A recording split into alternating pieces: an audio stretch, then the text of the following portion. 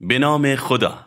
همه زائرات توی سفر اربعین دنبال اینن که چطوری میشه معنویت سفر رو بیشتر کرد. خب راهشو من بهتون میگم. اولیش نماز جماعت اول وقته که ائمه اطهار هم بهش تاکید کردن. هر جایی بودین و وقت نماز شد سریع وضو بگیرین و به شکل جماعت نمازتون رو بخونین. دومین مورد شرکت توی مراسمای عزاداری و انس با قرآنه که ستاد اربعین بین راه و توی شهرها برگزار میکنه و میتونه این معنویت رو دوچندان کنه. مورد بعدی رعایت بهداشت و اسراف نکردنه. موکبدارای عزیز زحمت زیادی برای تهیه آذوقه و بهداشت محیط میکنن و چون جمعیت خیلی زیاده نمیتونن به تنهایی از پس ماجرا بر بیان. از ما زائرا وظیفه داریم تا باهاشون نهایت همکاری رو داشته باشیم. مورد آخرم که خیلی مهمه اینه که به دلیل جمعیت زیاد ممکنه مشکل اسکان به وجود بیاد. پس بهتره که توقفمون رو توی مکانهای اسکان مخصوصا محل زندگی مردم شریف عراق هر چی میتونیم کمتر کنیم و بعد از رفع خستگی سریع به ادامه مسیر بپردازیم. ستاد مرکزی اربعین حسینی، کمیته فرهنگی و